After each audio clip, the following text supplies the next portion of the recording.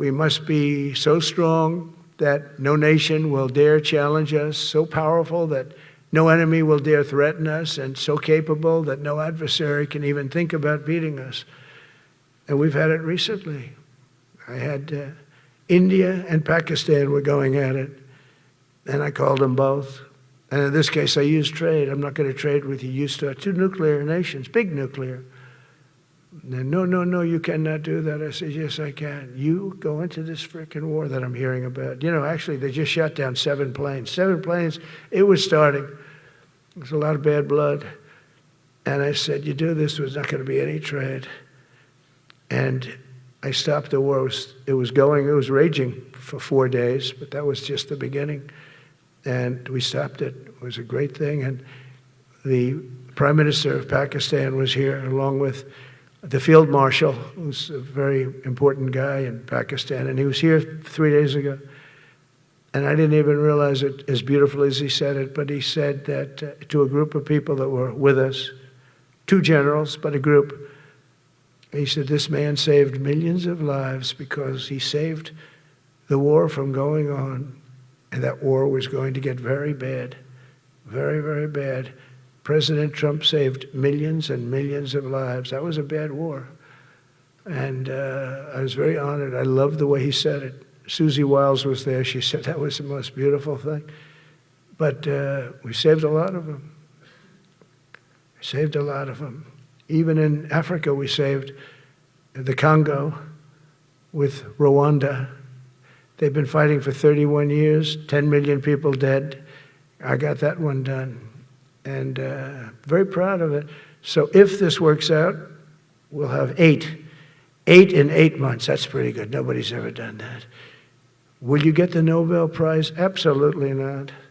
They'll give it to some guy that didn't do a damn thing. They'll give it to a guy that wrote a book about the mind of Donald Trump and what it took to solve the wars. And he'll get the Nobel Prize will go to a writer. No, but well, let's see what happens. But it's be a big insult to our country, I will tell you that. I don't want it. I want the country to get it. But it should get it because there's never been anything like it. Think of it. So if this happens, I think it will. I don't say that lightly because I know more about deals than anybody. This is what my whole life was based on. And they can change, and this can certainly change.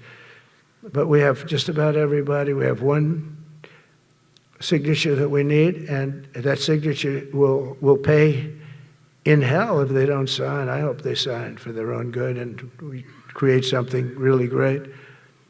But to have done 8 of them is just like such an honor. And then we have Putin and Zelensky. The easiest one of them all. I said, that one I'll get done. I thought that was going to be first. The others were much harder, some of them. Azerbaijan this was going on for 36 years. They said, it's not solvable, sir. You don't do it. I said, I will do it. I will do it. And I got on the phone with the 2 countries. They were great. They were great. I knew immediately. I knew as soon as I started talking to them, we're going to solve that war, and we did. Now they're so happy. Now they're friends. One said he's been president for 32 years, 22 years. He said, for 22 years, I did nothing but kill his people. They were in the room together at the Oval Office. And they started off spread like this. I have the beautiful Resolute desk. And one was here, and one was here. You couldn't get further away. That's the furthest I've ever seen 2 people in front of me. And as the hour went by, they got closer, closer, closer. And at the end of the hour, we had it done. And they hugged and hugged and hugged. And I said, that's so nice, and you're going to remain friends. And I spoke to them, one of them the other day. He said, no, he's now my friend. But for 22 years, he's been the head of Azerbaijan for 22 years. And the other guy, great guy too, 7. And you know that war, that was a war that was not solvable. He said for 7 years. The other one said for 22 years. All I did was kill his people. That's all I've done. I said, well, we're going to put a stop to that. So we solved that. So it's a great thing. It's a great feeling. You're saving Kosovo and Serbia. You're saving so many lives doing this if you can do it. But our people deserve nothing less than the very best, and we're never going to let them down. And if we can solve wars instead of you having to fight wars, Wouldn't that be wonderful, right? Wouldn't that be wonderful? That's why one of the first executive orders I signed upon taking office was to restore the principle of merit. That's the most important word, other than the word tariff. I love tariffs. Most beautiful word. But I'm not allowed to say that anymore. I said tariff is my favorite word. I love the word tariff. You know, we're becoming rich as hell. We have a big case in front of the Supreme Court, but I can't imagine. Because this is what other nations have done to us. And we have, great legal grounds and all, but you still have a case. It would be very bad if something happened. But I said, my favorite word in the English dictionary is the word tariff. And people thought that was strange. And the fake news came over and they really hit me hard on it. They said, what about love? What about religion? What about God? What about wife, family? I got killed when I said tariff is my favorite word. So I changed it. It's now my fifth favorite word. And I'm okay with that. I'm okay with that. But they hit me hard. But it is. I mean, when you look at, we've taken in trillions of dollars. We're rich again. And there'll never be, when we finish this out, there'll never be any wealth like what we have. Other countries were taking advantage of us for years and years. You know that better than anybody. And now we're treating them fairly. But the money coming in is, we've never seen anything like it. The other day they had $31 billion that they found, $31 billion. So we found $31 billion and we're not sure from where it came. A gentleman came in, a financial guy. I said, well, what does that mean? He said, we don't know where it came. I said, check the tariff shelf. No, sir, the tariffs haven't started in that sector yet. I said, yes, they have. They started 7 weeks ago. Check it. Comes back 20 minutes later. Sir, you're right. It came from tariffs. 31 billion. That's enough to buy a lot of battleships, Admiral, to use an old term. I think we should maybe start thinking about battleships, by the way.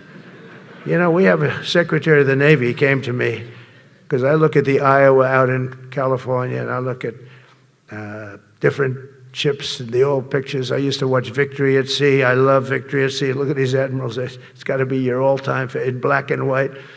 And I look at those ships. They came with the destroyers alongside of them, and man, nothing was going to stop. They were 20 deep, and they were in a straight line, and there was nothing going to stop them. And we actually talk about, those ships.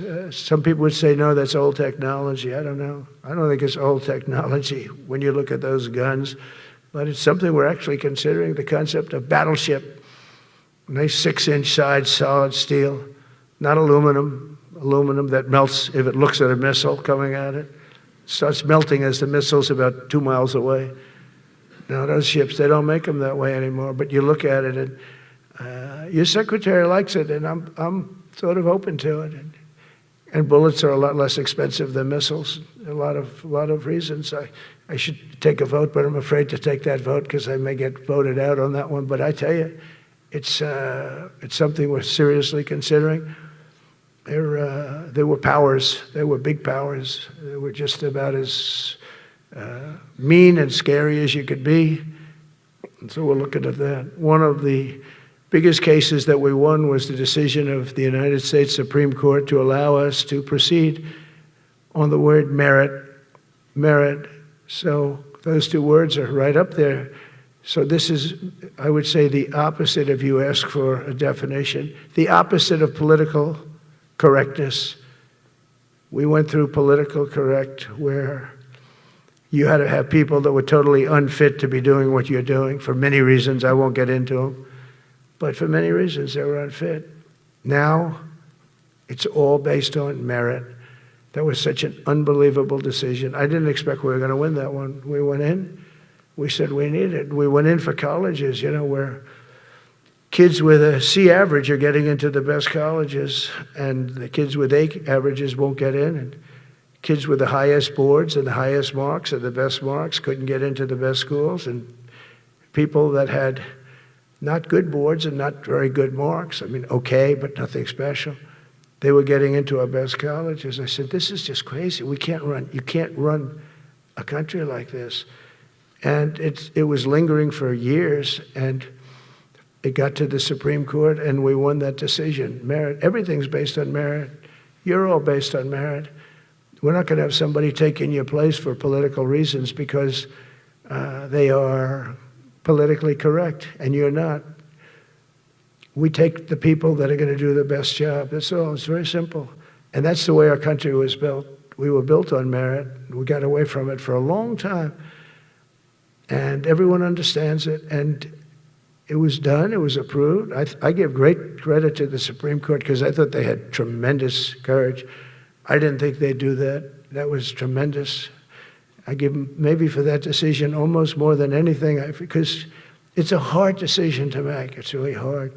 The apparatus of our country was not set up for merit. It was set up for political correctness. And you can never be great if you're going to do that. And we're going to be greater than we ever were before. We're bringing back a focus on fitness, ability, character, and strength. And that's because the purposes of American military is not to protect anyone's feelings. It's to protect our republic. And it's the republic that we dearly love. It's to protect our country. We will not be politically correct when it comes to defending American freedom, and we will be a fighting and winning machine. We want to fight, we want to win, and we want to fight as little as possible. You have to count on people like me to keep you out of wars because we don't want to go into wars. Many of the wars that I just told you about, we could have entered those wars and settled them in a different way, lose a lot of our troops. And we could have settled them, I guess, differently. Maybe not, actually. Actually, you might not have been able to settle them. We just would have been in the middle of a lot of firepower. But when we do need it, you're going to be so ready. And you know it. But very importantly, with that goal in mind, I've committed to spending over $1 trillion on our military in 2026, and that's the most in the history of our country. $1 trillion. That's a lot of money. I hope you like that. Ma'ams and sirs, I hope you like it. That's a hell of a lot of money. We have the best of everything.